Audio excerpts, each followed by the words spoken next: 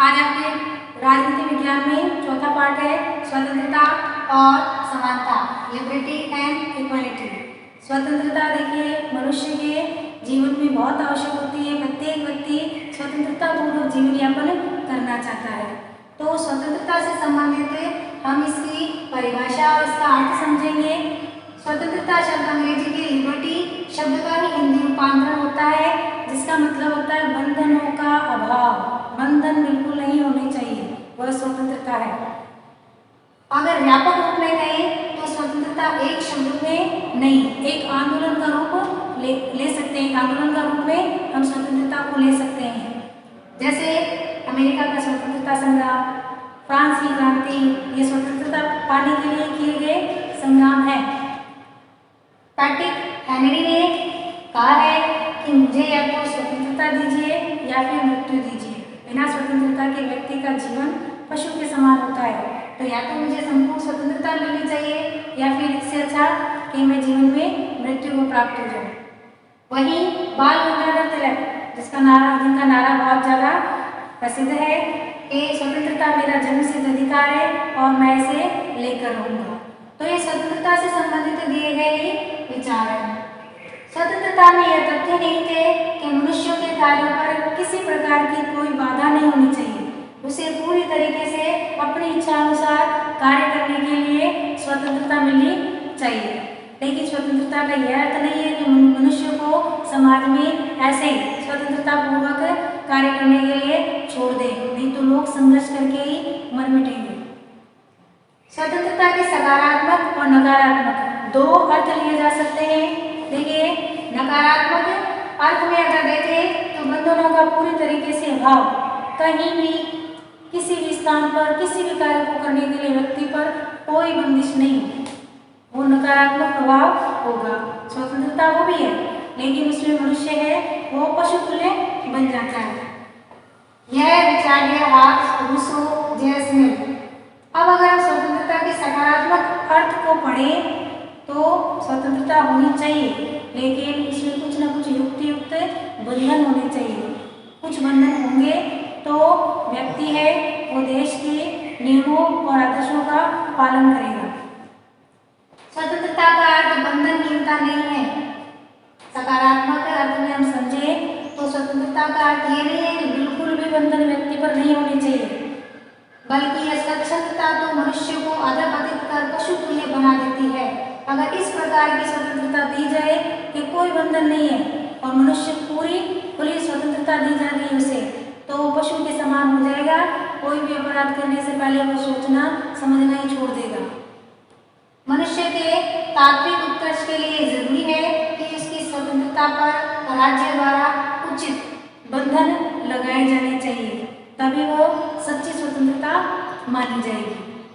अब आपके स्वतंत्रता के विविध रूप पढ़ते हैं। देखिए, जैसे प्राकृतिक स्वतंत्रता है, नेचुरल लिबर्टी है, उसमें मनुष्य जन्म से स्वतंत्र होता है। जन्म लेने का अधिकार, प्रकृति में वस्तुओं को देखने प्राप्त करने के अधिकार के प्रति पूरी तरीके से स्वतंत्र होता है। दूसरा, व्यक्तिगत स्वतंत्रता, व्यक्ति को अपने इच्छा अनुसार आचरण करने की, व्यवहार करने की पूरी तरीके से स्वतंत्रता होती है। तीसरा, अगर हम पढ़ें तो नागरिक स्वतंत्रता, भारत में रहने वाले नागरिकों को जो मूल अधिकार दिए गए हैं वो उनकी स्वतंत्रता से संबंधित है।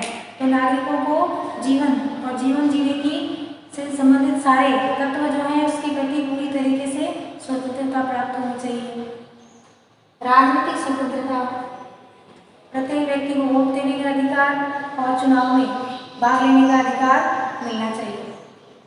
आर्थिक स्वतंत्रता, व्यक्ति को समाज में अपने अर्थोपार्जन के लिए प्रत्येक व्यवसाय या कार्य करने की स्वतंत्रता प्राप्त होनी चाहिए।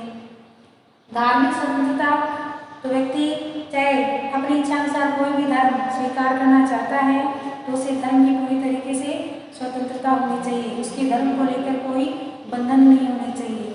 अपनी इच्छा अनुसार वो किसी भी धर्म की शिक्षाओं को या धर्म को ग्रहण कर सकता है। नैतिक स्वतंत्रता, उसमें व्यक्ति के जो नैतिक गुण हैं, सत्य, करुणा, दया, शीलता की भावना, इन सब का विकास ही नैतिक स्वतंत्रता में सम्मिलित किया जाता है। फिर है सामाजिक स्वतंत्रता। तो समाज में व्यक्ति अगर रहता है तो उसके ऊपर किसी प्रकार के भेदभाव जैसे जाति, वर्ण, लिंग, रंग, रूप या धर्म को लेकर कोई भेदभाव नहीं किया जाना चाहिए। राष्ट्रीय स्वतंत्रता। एक राष्ट्र में व्यक्ति को जीवन यापन के लिए पूरी तरीके से आर्थिक, सामाजिक, नैतिक स्वतंत्रताएं प्राप्त होनी चाहिए, वही राष्ट्रीय स्वतंत्रता कहलाएगी। फिर संवैधानिक स्वतंत्रता।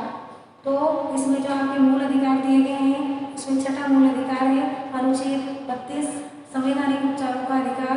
उसके तहत आपके पांचों जो मूल अधिकार है, समानता का, स्वतंत्रता का, शिक्षा संबंधी अधिकार, शोषण के विरुद्ध अधिकार और धार्मिक स्वतंत्रता का अधिकार, इन पांचों अधिकारों की रक्षा संवैधानिक उपचारों के अधिकार के तहत ही की जाती है।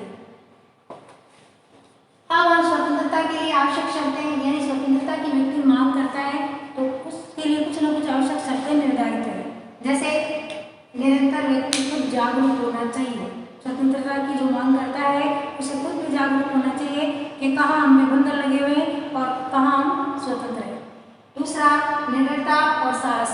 अगर आपके अधिकारों का कहीं हनन होता है तो आप निडरता पूर्वक और साहस पूर्वक उनके विरुद्ध न्यायालय में अपील कर सकते हैं। समाज में लोकतांत्रिक भावनाओं का आदर।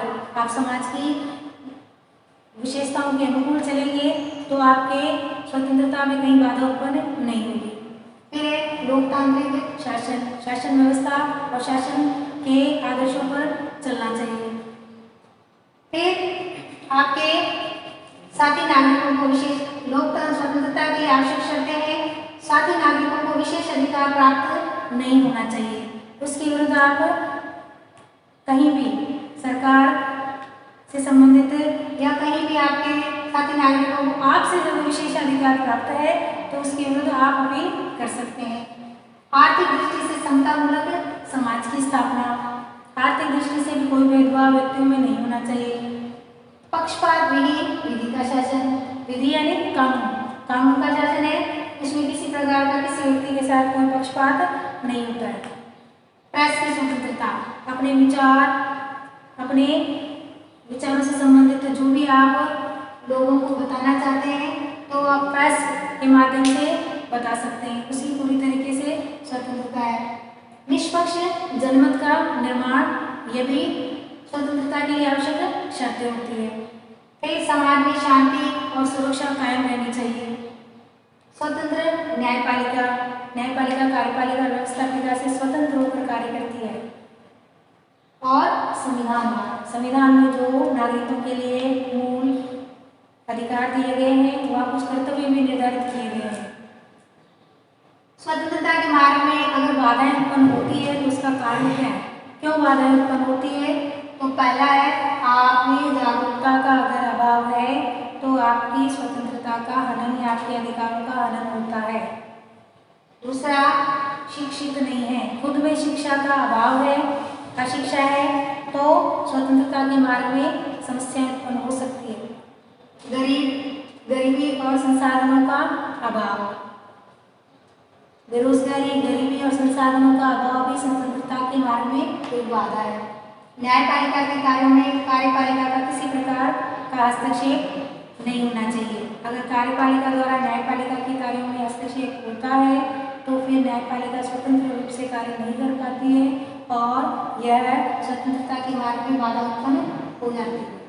संविधान और कानूनों के प्रति प्रत्येक व्यक्ति में सम्मान की भावना होनी चाहिए। वह कानून और संविधान में जो भी व्यक्तियों के कर्तव्य निर्धारित किए गए हैं वो सम्मान पूर्वक उनका आदर करे और निर्वाह करे। अराजकता का वातावरण अगर देश में व्याप्त होगा तो स्वतंत्रता में बाधा उत्पन्न होती है। कार्यपालिका का स्वेच्छाचारी आचरण होना चाहिए और राष्ट्र विरोधी तत्व